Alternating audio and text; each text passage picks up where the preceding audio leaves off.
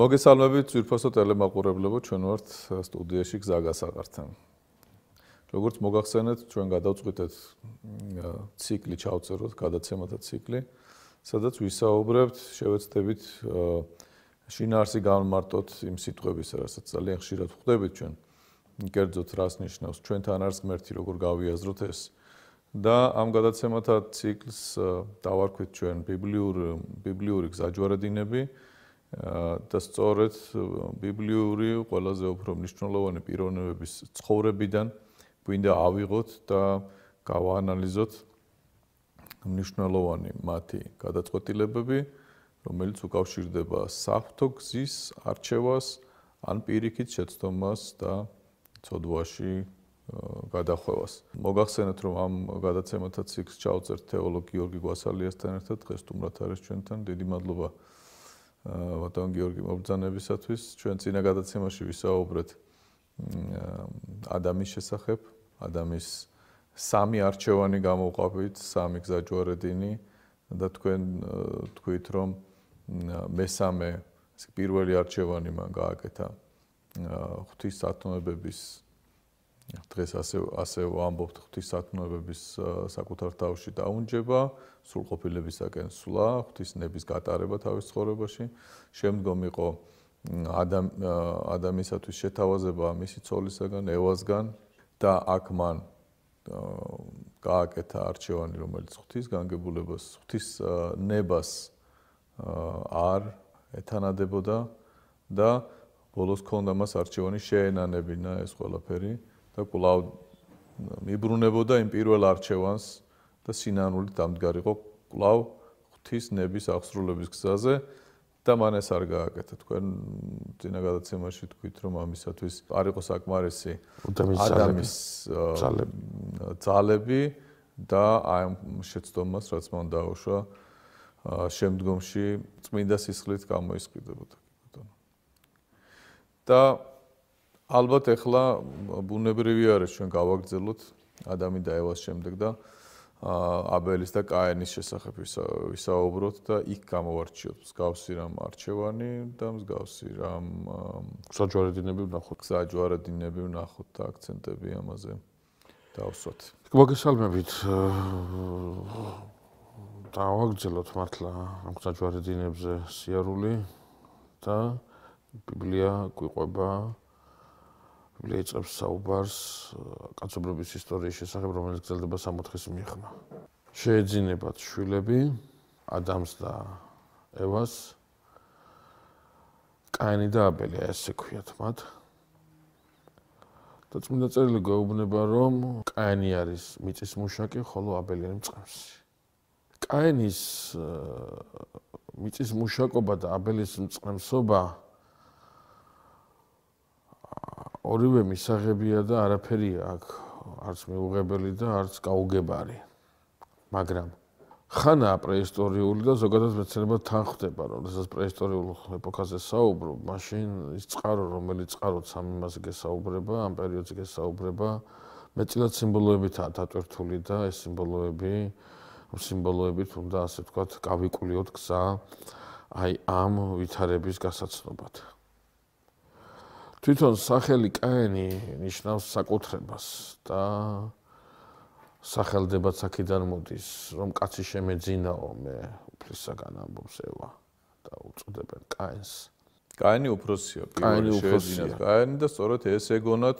ხო, იმიტომ რომ კაცი შემეძინა უფლისაგან, ვინაიდან ხო, ეს უნდა ყოფილიყო, ვინაიდან მათ ღმერთი პირველ სახარებას იძლევა 64-შივე, როდესაც ეუბნება ადამიანს, რომ იწყება მტრობის ეპოქა, გველსა და დედაკაცის შორის, გველის თესლსა და დედაკაცის თესლს შორის და მტრობის ეპოქა სრულდება იმით, რომ დედაკაცის თესლისაგან შობილი თავს გაუჭეჭყავს გველს.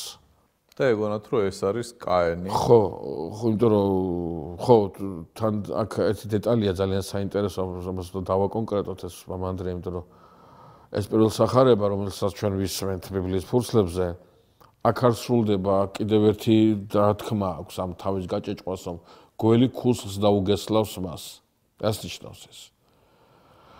ადამა და ევამ და ადამი და ევასაგან მოყოლებული მერე აბელმაც და კაინმაც, აბელის წინ შეძენილმა სეითმაც, ნოემაც, აბრაამაც და ყველამ იცის ეს.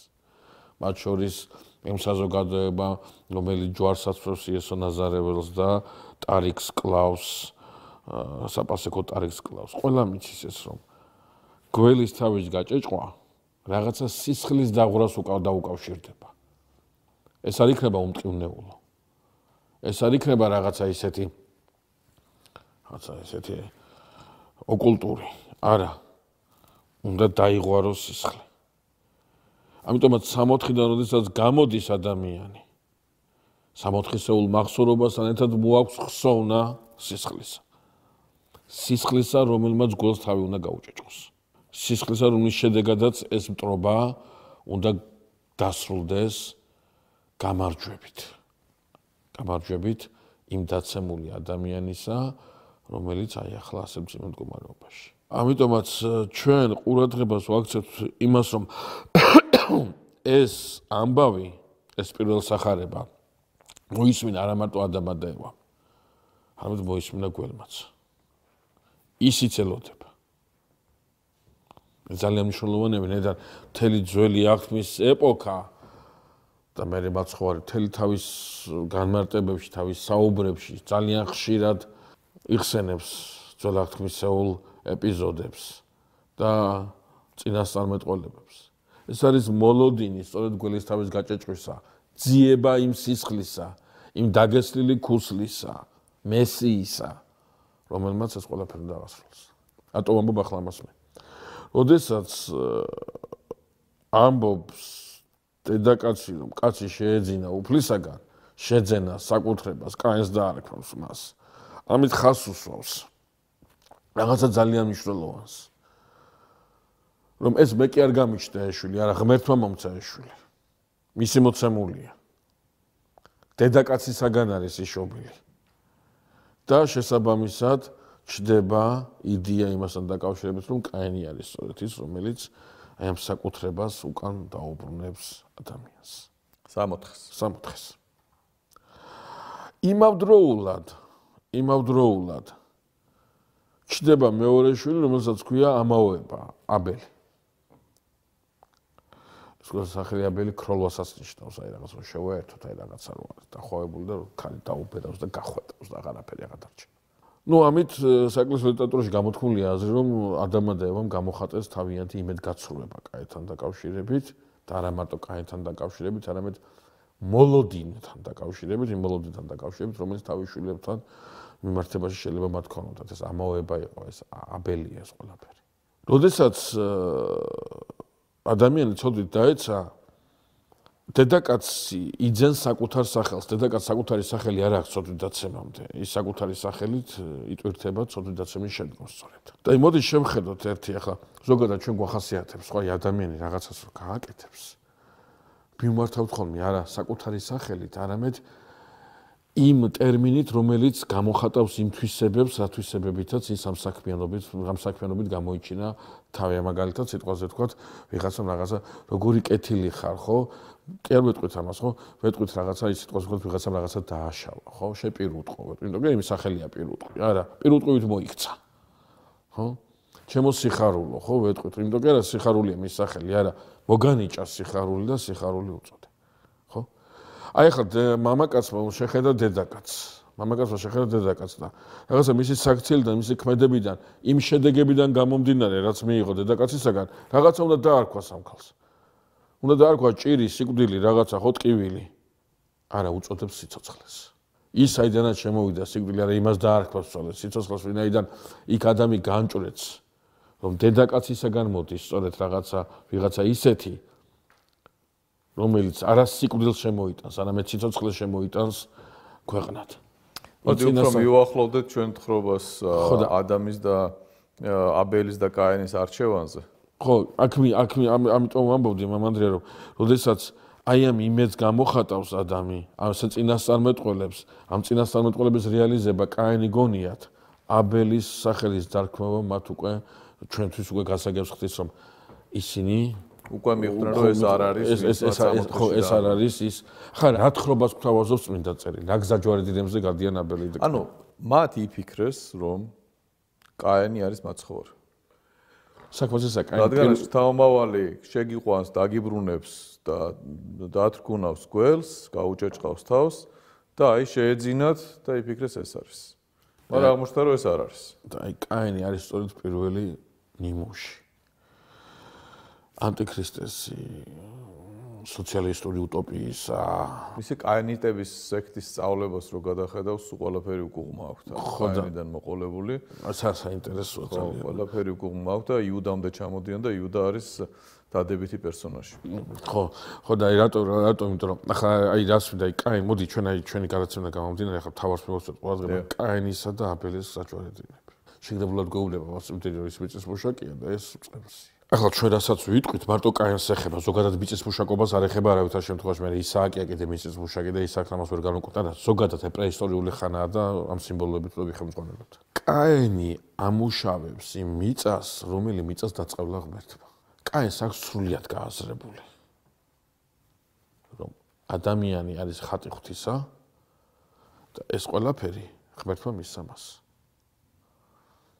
და მიუხედავად იმისა რომ მიწა ცოდვით გაჯერდა ადამიანის დაცემით მიკროკოსმოსის დაცემით მაკროკოსმოსი დაეცა ხო რომ ეკალსა და ძეთს იძლევა ახლა ეს კაენის მიწის მუშაკობა ამას არ დაუშვებს არავითარ შემთხვევაში ამ მიწამ ცოდვილმა მიწამაც კი კეთილი უნდა ინებოს და ის დაყოფები მომცეს რა ნაყოფებსაც იძლეოდა სამოთხეში რაც მამაჩემისგან მისმის კაენი არის კლასიკური ნიმუში სამოთხის მიღმა სამოთხის შენებელისა ეს არის გაგრძელება ადამის მეორე არჩევანის აუცილებლად აქ მინდოდა მე თქვენ იმიტომ რომ როდესაც გაუხვია ადამიანს ხო ამ გზას გამგზელებელიც აყავს მეორე გამგზელებელიც აყავს ჩვენ აბელთან მივალთ ახლა მაგრამ მე მინდა კაენის გზაჯვარედინზე ვისაუბროთ იმიტომ რომ ჩვენ კარგად უნდა ვიცოდეთ რომ ჩვენთან არის ღმერთი ჩვენ წინა გადაცემაში ვთქვით თუ არ ვწდები რომ ღმერთი ყველასთან არის კაენთანაც არის ღმერთი მაგრამ კაენში აღარ იქნება ღმერთი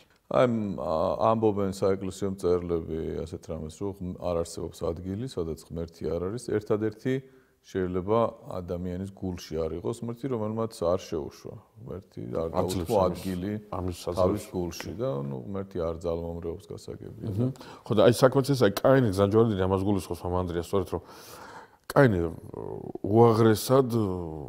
უაღრესად მოაზროვნე ადამიანია საკმაოდ ჩვენ ცოტა მოგვიანებით ახლა ჩვენ ამ გადაცემაში ამას ვერ მოვახერხებ თავისთავად ცხადია მაგრამ შემდეგ გადაცემაში ალბათ გვექნება ამ საშუალება ვისაუბროთ რომ კაენი მარტო მიწის მუშაკი არა კაენი გენიალური არქიტექტორიც არის ხო და ეს ძალიან ღრმად ქალაქის სამშენ კი ძალიან ღრმად მოაზროვნეა ძალიან ისეთი მისი აზროვნება აი გზაჯვარედინი მისი მენტალური გზაჯვარედინი როცა დგება კაენის გადაწყვეტილება არის ძალიან საინტერესო ის სამოთხის მიღმაც შექმნის სამოთხეს ისე დაამუშავებს ამ მიწას ისე კულტივირებას გაუწევს მას ისე მოქმნის მას რომ ეს მიწა დაწყევლილი მიწაც კი ნაყოფებს მისცემს კაენისათვის კაენი აღიქვამს ადამიანს როგორც ღვთის ხატს შემოქმედების გვირგვინს მაგრამ არ უკურდება ყველაზე მთავარს რომ ახლა ეს შემოქმედების გვირგვინი ავად არის ცოდვით არის დაავადებული მაგრამ ეს არის მთავარი სხვა რამეა აი მას მინდა განსაკუთრებული ყურადღება მივაქციოთ როდესაც ჩვენ ვსაუბრობთ კაენის გზაჯვარედინზე კიდევ ერთხელ ვამბობ არც ერთი ეს მოტივი მძიმე და დასაზრახი არ არის კაენთან დაკავშირებით სხვა არის პრობლემა აქ კაენის აზროვნება არ ითვალისწინებს იმ სისხლს რომელ სისხლზეც იწინასწარმეტყველა ღმერთმა და რომლის მახსოვრობაც ადამმა გამოიტანა. აი ამ ეპოქის ამ თაობის რელიგია ამ სისხლზე დგას, ამ სისხლის ხსოვნაზე დგას. ეს ძალიან მნიშვნელოვანია. აი კაენი თავისი ცხოვრების კიდევ ერთხელ ვამბობ, შუაში არ არის აქ მიწის მუშაკობა ძალიან კარგია. მაგრამ კაენის ცხოვრების წესი, კაენის აზროვნების ფორმა თავის თავში გულისხმობს ამ სისხლის გარეშეც ადამიანისათვის აი ამ სივრცის მოწყობას. ეს არის ჩვეულებრივი სოციალური утоპია, რომელიც მე კაინის ცივილიზაციაში გაიღვიძებს. ეს არის ჩვეულებრივი შემოთავაზება, რომელსაც ამ ქვეყნიური ისტორიის ბოლოს ანტიქრისტე შესთავაზებს კაცობრიობას. 64-64 მიღმა. 64 ღმერთის გარეშე. რაღაცას ბედნიერებას, რაღაცა კეთილდღეობას, გახსოვთ პავლე მოციქულიამოს, როგორც კი გაიგონებს სიტყვებს მშვიდობა და უსაფრთხოება, იცოდეთ ახლოსაა ჟამი. აი ეს კეთილდღეობა, ამ ქვეყნიური მშვიდობა, უსაფრთხოება, განაცუდია, კარგია, ძალიან მნიშვნელოვანია, ძალიან ისა ქვია, საშურია, ძალიან მნიშვნელოვანია, მაგრამ რაზე დგას ის? დგას ღმერთზე, თუ დგას რაღაცა ადამიანურ, ეგოისტურ მისწრაფებებს და რაღაცა არამართებულ მიზნებზე. რატო ამბობ ამას? იმიტომ რომ კაინისაგან განსხვავებით ჩვენ ყავს აბელი. წემსი. ახლა აბელი რომ წემსი იმას კი ნიშნავს მიწასთან გაუცხოებული, ან კაინი რომ იწის მუშაკია იმას კი ნიშნავს რომ ცხოველების იმას ვერ იწავს. არა, ხო, აქ უბრალოდ კაინი დახასიათებულია როგორც ის ტიპი, რომლის აზროვნების ფორმა არ გულისხმობს იმ ჭეშმარიტებას, იმ გამოცხადებისეულ ნორმებს, რაც სისხლს ეფუძნება, სისხლის გამომხსნელობით ეს სისხლის მახსოვრობას ეფუძნება, იმ დროს, როდესაც აბელის გზაჯვარედინი გულისხმობს სწორედ ამ სისხლზე ორიენტაციას. ეს ძალიან მნიშვნელოვანი მომენტია, როდის გამოჩნდება ეს ყველაფერი. ეს ყველაფერი ჩანს ღვთისმსახურებაში. ყურადღება მივაქციოთ, რომ კაინიც ღვთისმსახურებას აღასრულებს და აბელიც ღვთისმსახურებას აღასრულებს. ხო, აი ეს იყო საინტერესო, რომ მთელი ჩვენი გადაცემების ყველაზე მთავარი საკვანძო საკითხი იქნება ხოლმე ის, რომ თითქოს გარეგნულად ერთმანეთს გავს ეს ორი არჩევანი. ცხოვრების წესი იქნება, ეს ღვთისმსახურება იქნება თუ ზოგადად არჩევანი ღვთისკენ სიარულისა. და რა შინაგანი ხედვა აქვთ აი ბიბლიურ პიროვნებებს, რომლებიც აი ამ რთულ არჩევანში სულიერ არჩევანს აკეთებენ და ღმერთს ირჩევენ. აი აქაც მსახურებას ორივე აღავლენს, გარეგნულად ეს შეიძლება სრულიად გავდეს ერთმანეთს, იდენტური იყოს, მაგრამ არის რაღაცა, რაც განასხვავებს. აი სწორედ ეს რაც განასხვავებს, ეგ არის არჩევანი მათი, რომელსაც ღმერთი ხედავს, რომელსაც ღმერთი ყურადღებას აქცევს და სწორედ აი მაყურებელს მიმართავ მიზანი ჩვენი საუბრების სწორედ ეს არის დაფარული არჩევანის აღმოჩენა და იქნებ როგორმე მიგნება იმის თუ რამ შეაძლებინათ სწორი არჩევანის გაკეთება. იმიტომ რომ გარეგნულად შეიძლება ძალიან მატყუარა იყოს ცდარი მიზანიც. რადგანაც გარეგნულად გავდეს იდენტური იყოს სწორი არჩევნის. ბოდიში კი გაგაწყვეტინა, უბრალოდ მინდოდა ზამეთი გამომეყენებინა და ეს აქცენტი ძალიან მნიშვნელოვანია ნამდვილად გამეკეთებინა. ძალიან მნიშვნელოვანია ნამდვილად. მაშასე ჩვენ ყურადღებას ვაქცევთ აი კაინის გზაჯვარედინი, კაინის არჩევანი, აბსოლუტურად გასაგები, ცხადი, საღი, მიზანი სრულიად ნათელი, მაგრამ არ დგას სიმყარეზე. დგას იქ, სადაც დაიშლება და რაც დაიბნება. აი კაინისაგან განსხვავებით აბელი სწორედ წყემსი ზოგადად წმინდა წერილი ინტერესდება მწყემსებით. მწყემსია აბელი, მწყემსია აბრაამი, მწყემსია ისააკი, იაკობი, დავითი, მოსია მწყემსი, მაცხოვარი მწყემსი კეთილის. ეს მწყემსი ძალიან ახლოა ბიბლიისათვის და ძალიან საინტერესოა. მწყემსში დევს არა მხოლოდ ის, რაზეც მაცხოვარი საბოლოოდ რეზიუმირებას მოახდენს მწყემსი კეთილის სახით და დაქირავებული მწყემსის სახით, ხო? რომელსაც ზრუნვა არ აქვს თავის ხოვარზე. არა, თავისთავად ეს ამაში იკრიბება. თუმცა ის რაც უნდა შეიკრიბოს თავიდანვე ბიბლიაში, მწყემსი გულისხმობს ცხოვრების წესს, სადაც ხდება ხეტიალი.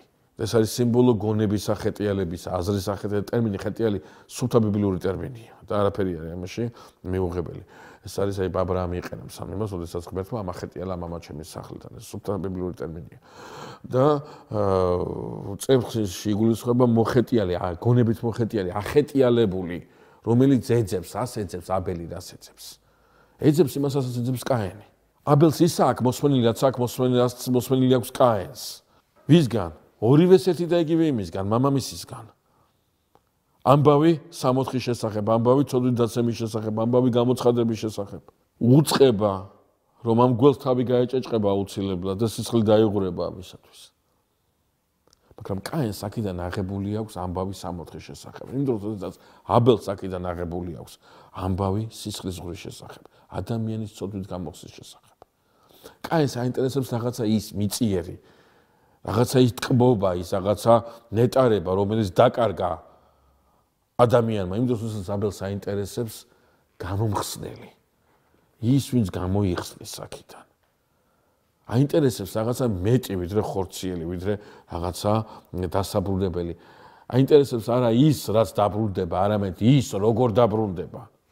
არ მინდა აზრი გაგიწდეს, მაგრამ მინდა ვთქვა, ანუ კაენი მზად არის იმიტაცია გააკეთოს და შექმნას. ამას აკეთებს სწორედ. 64-ის მსგავსი რამ ანარეკლი რამ მიწას 64-ის მიღ. მაშინ, როდესაც აბელი ეძებს სიღრმისეულად სწორედ იმ გზას, რა დააბრუნებს ადამიანს 64-ში. ეს აქ ძალიან მნიშვნელოვანია. ამიტომ აი გზაჯვარედინზე, სადაც ძმები ერთად მივიდნენ საკურთხეველთან, ხო? მეორე საკურთხეველი, ორივე საკურთხეველთან, ხო? აი ერთი საკურთხეველს არ შეხედავს ღმერთი და მეორე საკურთხეველს შეხედავს. კიდევ ერთხელ თქვა, ესე იგი, კაენი კი არ იბრუნებს, არამედ მსგავსი რაღაცის შექმნას ცდილობს, რომ აინაზღაუროს დანაკლისს. კი, ასე. და აბელი ცდილობს, რომ დაიბრუნოს ზუსტად ის. ამიტომ უკვირდება ამას. დიახასია და უკვირდება რა არის ეს. ძალიან საინტერესო. ხო, რა არის ეს? და აბელი მიდის დასკვნამდე არა თავისი მსჯელობის ყვალობაზე, არამედ გამოცხადების ყვალობაზე. ეს არის სისხლი. ვიღაცის სისხლი.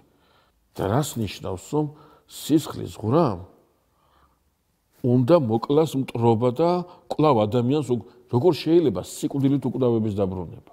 რა არის, რა საიდუმლოდებს ამაში? და აი ამ აზრს ახეტიალებულია მწყემსი აბელი. აი ესეთი ახეტიალებული მიდის აბელი საკურთხეველთან და აი ასეთი დაღლილი და გაოფრიანებული, ასე ვთქვათ, უხეში ესე თქვა ბოდიში ვიხდი აუდიტორიასთან, მიდის კაენის საკურთხეველთან. ძალიან საინტერესოა. კაენიტების სექტაზე, როდესაც არის საუბარი, მათ ცნობიერებაში ასეთი საფუძველი დევს, რომ ძლიერი შტო უნდა წამოსულიყო კაენისგან, აბელი იყო სუსტი შტო და ამიტომაც კაენის მკვლელობას ამართლებენ, რომ დარჩენილიყო უნდა ძლიერი მოდგმა კაცობრიობისა და შემდგომშიც ესე მიყვება და ყველა ვინც ჩვენ მიგვაჩნია, რომ იყო დამრღვევი საღვთო ნებისა, თქო აი ამ კაენიტურ სექტაში ისინი არიან სწორედ საღვთო განგებულების აღმასრულებლები. გნოსტიციზმის ხო. რაღაცა კერძო გამოვლინება, ერთი კერძო გამოვლინება. მაშას ეს საკურთხეველთან წამდგარი ეს ორი პიროვნება წარდგენილი არიან თავთავიანთი მსხვერპლებით. აქ ბიბლიაში პირდაპირ წერია. საეკლესიო ლიტერატურაში ხო ამაზე განსაკუთრებული ხაზგასმა. აქ არანაირი მნიშვნელობა არ აქვს ნივთის თვითონ მატერიალურ გამოხატულებას, რა არის მიტანილი. რა არის მიტანილი. აქ მნიშვნელობა ენიჭება როგორ არის მიტანილი. რა სულისკვეთებით არის მიტანილი. მაგრამ აქ ერთი რამე ძალიან საინტერესო რამე იჩენს თავს, რაც კაენის ამ გზაჯვარედინზე არამართებული გზისაკენ გახვევის სიმყარეზე მიუთითებს, ისევე როგორც ადამმა ვერ თქვა, ვერ გამოხატა სინანული 64-ში, ასევე გამყარებულია კაენი ამ იმაში ძალიან კარგად ჩანს ერთ ასეთ დეტალში. ნათქვამია, რომ აბელმა მიიყვანა ნათავარი, თქვენ განსაკუთრებული გამორჩეული რაღაცა.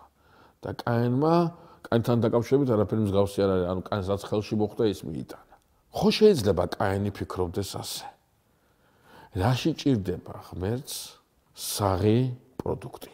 შეჭამს, შია, ვიტამინები ჭირდება თუ რა? სუფთა პრაგმატული თვალსაზრისით გადაგდებულია, უნდა დაწვა და ხო, მოცილებლად იქცეს და ნახში. მოცილებული.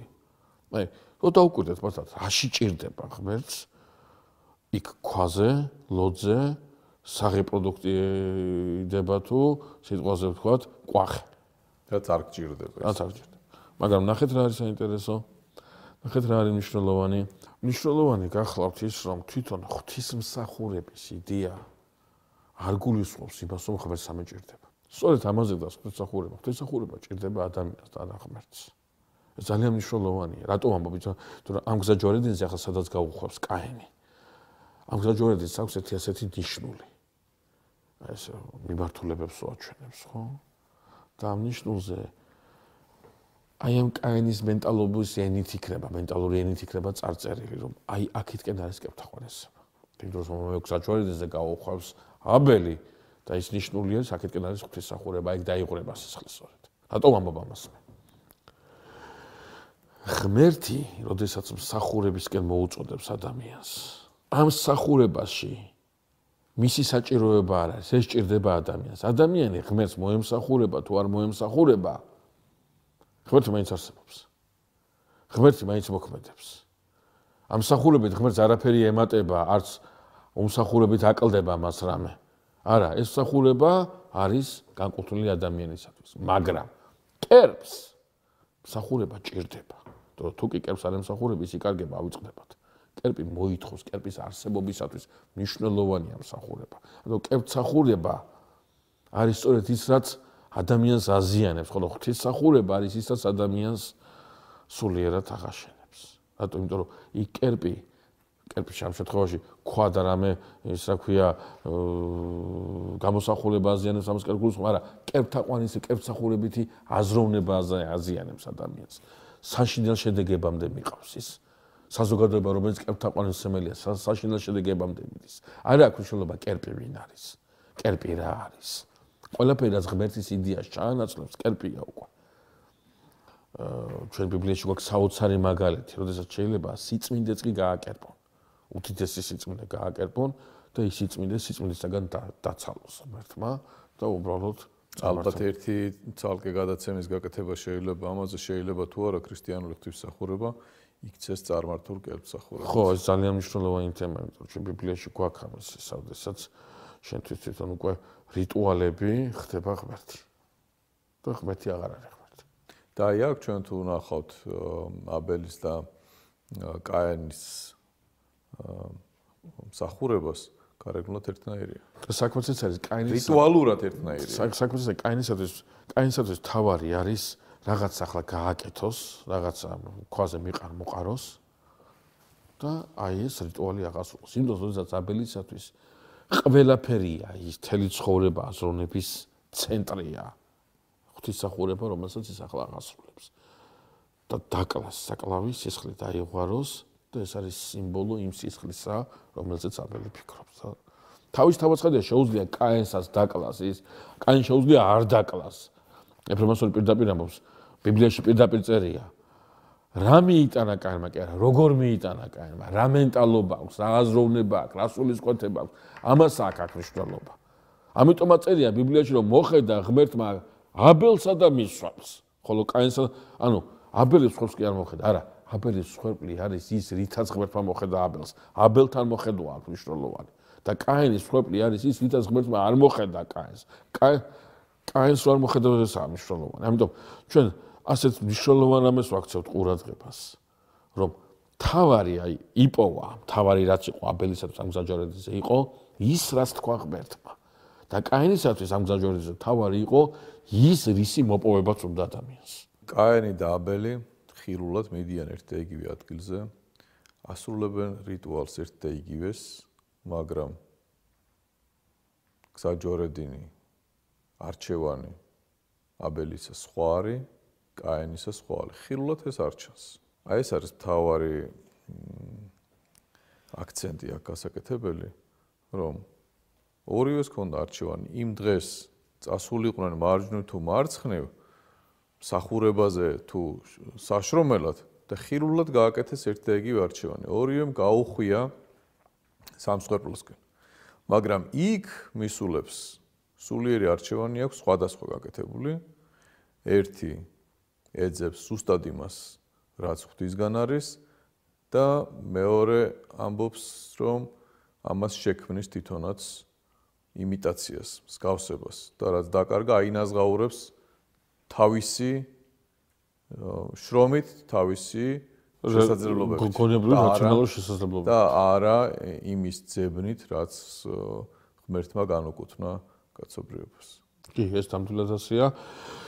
და ამის გაგრძელება არის ის, რაც წმინდა წერილში საოცრად ხაზგასმული არის, რომ ქვე გამხედვარე შეიქმნა კაენ აბელიცა და შური, რითაც შეპყრობილი იქნა კაენი და კაენი თავის ძმას ეპატიჟება, გავიდეთ ველად, ხდება ველად გასვლა და კაენი დაეცემა თავის ძმას და მოკლავს. ადამიანის უფლებათა პირველი ყველაზე უხეში დარღვევა, სიცოცხლის ხელყოფა მოხდა სწორედ გამოცხადებითი ჭეშმარიტების ერთგული ადამიანის წინააღმდეგ. პირველად კვდება ჭეშმარიტი ღვთისმსახური, პირველად მისი სისხლი ეხურება სწორედ და აბელის სისხლი მაცხოვარი ამას ხაზგასმით ამბობს, რომ აბელის სისხლიდან დაწყებული მოიკითხება აუცილებლად. აბელის სისხლი არის ძალიან მნიშვნელოვანი. აბელის სისხლი, რომელზეც ცოტა მოგვიანებით ისევე ბიბლია გვამცნობს, რომ ღმერთი ეუბნება კაენს, შენი ძმის სისხლის შემომღაღადებს. მიწიდან ეს ტერმინი ღაღადი არის სპეციფიკური. ეს არ არის შეძახილი, ეს არის ამოგმინვა. და ამოგმინვა როგორი, იცით, აი, როდესაც ადამიანს დაკარგული აქვს ყველანაირი იმედი, ყველანაირი კუთხი და რაიმე საშველის პოვნისა. აი ადამიანი კი არა, საერთოდ არ არსებობს სამყაროში რამე მას უშავს ერთადერთი იმედი ღმერთია და ღმერთს რო აზაღე შენს მეტი მე პატრონი არ აყვას. აი რაღაცა აი ასეთი ღაღადისი, აი რაღაცა ასეთი ამოგმინვა, როდესაც აი უკანასკნელ სულიერ ძალებს მოიკრებს ადამიანი და რაღაცა ძალიან დიდი უსამართლობის განცდის გადასალახავად მიმართავს ყველაზე ძლიერს. და აი ეს ღაღადი ამას იმეორებს მაცხოვარი, რომ მოეკითხება აბელ მართლის სისხლიდან. რატო ამბობს ამას მაცხოვარი? ეს ის ღაღადია, რომელიც ყოველთვის არის მანამ სანამ ქრისტეს სამეუფო თავისი ძლებით, თავისი ძლიერებით საბოლოოდ არ დამყარდება ქვეყანა. სხვაგვარად რო ვთქვათ, ყურადღებას ვაქცევთ იმას, რომ როდესაც კაენი კლავს აბელს, იღურება სისხლი, ხდება აქტუალიზირება იმ მტრობისა, რომელი მტრობის შესახებაც იუწყებოდა ღმერთის სამოთხეში, როდესაც ცოდვა შემოვიდა ამ ქვეყნად. ძალიან საინტერესოა, რომ აი ყურადღება მივაქციოთ რა ამას. ცოდვამ თავითი გამოავლინა, ხო? იქ ადამ შეცხვარო შიშველი იყო, ადამი ეგოისტი გახდა, ადამმა დააბრალა ღმერთს, დააბრალა მოყვას, ყველა გაწირა, ყველა იმას საკნა. მერე შემოვიდა სიკვდილი, შემოვიდა ტკივილი. მაგრამ აი აქტუალიზირება იმ მტრობისა ჯერ არ მომხდარა, ჯერ არის გამოვლინება მხოლოდ ამ ყველაფრისა, რასაც ქვია ცოდვა. ტკივილი ჩვა ევამ, პიროფლიანი ჭამს ადამი, ეკალს და ნარს აღმოუცენებს მიწა, აი შედეგებია, უყურებს, მაგრამ აი ასე ვთქვათ, აქტუალიზირება ჯოჯოხეთის აი ამ წყდიადის სტუმარი ჯერ არავინ არ ყოფილა. პირველი ეს იქნება აბელი. ის რომელიც გამოცხადებით შეულ ჭეშმარიტ, ამას ამბობს. ამას გვეუბნება მაცხოვარი პირდაპირ, რომ ეს სისხლი არის არა როდესღაც დაღვრილი, არა. ეს სისხლი არის, რომელიც მუდამ იქნება მახსოვრობაში და აუცილებლად იქნება საღვთო მხედველობის წინ. აუცილებლად. აქაც კაენის შემთხვევაშიც მეორდება დაახლოებით იგივე, რაც ადამთან იყო. როდესაც კაენს ეკითხება ღმერთი, სად არის შენი ძმა? საინტერესო, ესაც არჩევანია? აქაც შეუძლია კაენს არჩევანის გაკეთება? თავისთავად ცხადია. კაენისათვის წარმოუდგენელია. ესაც აი როგორც არჩევანი ისე განვიხილოთ ეს. კი, აუცილებლად. ამით კაენის და აბელის შესახებ შეგვიძლია ეს ასეც უნდა გავაკეთოთ, მამონდარი, იმიტომ რომ კაენისათვის გაუგებარია, მიუღებელია, რაც მოხდა საკურთხეველთან. კაენი მიწას ჩიჩქნის, კაენი ცდილობს სამოთხის მიღმა დააბრუნოს ის რაღაცა ვითარება, ის რაღაცა სიუცე, რომელიც დაკარგა ადამიანმა. კაენი კაცობრიობისთვის ფიქრობს. ხო, აი ეს რაღაცა ირონიით, ნახავთ ირონიით რო ვთქვათ. თავის დროინდელი კაცობრიობის. და აბელი რას აკეთებს? თეორეტიკოსია, ჭვრეტელია, დადის და ფიქრობს აი იმ სისხლზე, რომელმაც უნდა გველს თავი გაუჭაჭყოს. კაინისათვის გაუგებარია, როგორ შეიძლება აბელის ტიპის ადამიანი მასზე უპირატესი იყოს. როგორ შეიძლება ღმერთმა არაერჩიოს ეს და არჩიოს ის. სრულიად გაუგებარია კაინისთვის. ამიტომ როდესაც ღმერთი მიმართავს კაინს, კაინს სად არის შენი ძმა? და ვინ დამაყენა მე ჩემი ძმის დარაჯად? დაიცის კაინმა სად არის აბელი. ეს თავისთავად ცხადია, ეს არის ის უტიფრობა, რითაც კაინი თავის სინდისთან მიმართებაში იჩენს თავს. კაინი ამას ხაზგასმით ამბობს და ვინ დაადგინა მართლა? ეს ვარ მომხდარიყო კაინს ამ კითხვაზე სრულიად ცხადი პასუხი ჰქონდა, კაინი უფროსია, ღმერთმა დაადგინა. მაგრამ ახლა ისევე როგორც ადამს სიმწოდით ჩადენის დროს თითია გაშორილი ღმერთისკენ, ცოლისკენ. ახლა კაინსაც ამ საშინელი ცოდვის ჩადენის შემდგომ აი ეს თითია გაშორილი გაუგებრად ხელებია გაშლილი, ვინ დამადგინა? მაინტერესებს აბელი სად არის? სხვა მეტი საქმეა. კაინიც არ არის დამნაშავე, ისევე როგორც ადამიანი იყო დამნაშავე. აი ამ გზაჯვარედინზე აი ძალიან საინტერესო მომენტია მამა. აი ამ გზაჯვარედინზე ერთმა გაუხვია სწორი გზით და ის მოკვდა. მეორემ გაუხვია არასწორი გზით და ის ცოცხალი დარჩა. რომელია სწორი გზა? რომელია სწორი გზა? და ნახეთ, რა არის საინტერესო. თითქოს და აი ბიბლიური ბიბლიაში პაუზა გვაქვს და გაქცელება. ვისაც ჭეშმარიტი ღვთის ის აღარ არსებობს, ხო? და ვის ამიწიერი მსახურები და კერპსახურებით არის დაკავებული, ის აგრძელებს ცხოვრებას. აი ბიბლიაში ჩვენ მე ალბათ შემდეგ გადაცემაში შევეხებით ამას. როდესაც ჩვენ ბიბლია გვამსწავლებს, რომ აბელის წილს სეითი შეეძინა ადამს და ევას, იქ საოცარამეს იუწყება წმინდა წერილი. აბელი ვერასდროს ვერ დასრულდება. აბელი პიროვნულად გარდაიცვალა, მაგრამ ის რაცაც აბელი აკეთებდა, ის ვერ მორჩა. ეს ეკლესიის ხვედრია, იცით. ეკლესია შეიძლება დევნონ, შეავიწრონ, შეამცირონ, რაღაცნაირად აწამონ, მაგრამ ვერ მოსპობენ. შეიძლება ქალაქები არ დაგველიოს, ხო? აი ეკლესიასთან დაკავშირებით, აი ერთი ქალაქიდან მეორე ქალაქში შესვლასაც კი ვერ ვასწრებდეთ. მაგრამ აი ამ საკურთხეველის მოსპობა არის წარმოუდგენელი. აი ამ ღვთისმსახურების მოშლა არის წარმოუდგენელი. შეიძლება ამ ღვთისმსახურებაზე ორი კაცი იდგეს და შეიძლება 2 მილიონი იდგეს, მაგრამ ეს საკურთხეველი ყოველთვის იქნება. აი ეს არის, იცით, აი ეს არის დღევანდელ დღემდე ამ ქვეყნიური სული ამას ვერ გებულობს და მე ამ რო ვერ გებულობს პროტესტი უჩნდება. წინააღმდეგობა უშვება, მტრობა უშვება, რანაირად შეიძლება ამხელა ძლიერებამ. სიტყვაზე ვთქვათ, ამხელა ეკონომიკამ, ამხელა იმან, რა ქვია, სამხედრო ძლიერებამ. რაღაცა ეს ერთი, რაღაცა ეს, რომელსაც ქარი უნდა დაუბერო, შეიძლება ქვაქვაზე არ დატოვოს. ვერ მოსპოს. იმის ძირი არის კლდე, რომელ კლდესაც დაშენებულ ეკლესიას ბჭერინ ჯოჯოხეთისანი ვერ ერევიან. ეს არ არის ადამიანური ზრახვა, ან და რაღაცა ჯგუფის განცხადება. ღმერთმა თქვას. ძალიან საინტერესო გამოვიდა ეს შედარებები და არჩევანი ჩვენთვისაც სიახლე იყო აქცენტები სწორედ, რომელიც კარგად გამოყოფს ერთმანეთისაგან სწორ არჩევანს არასწორი არჩევანისაგან. ყველაზე საოცარი ის არის, რომ ჩვენ ცხოვრებაში ყოველდღიურად გვხვდება ეს ლოგიკურად აწყობილი რაღაცა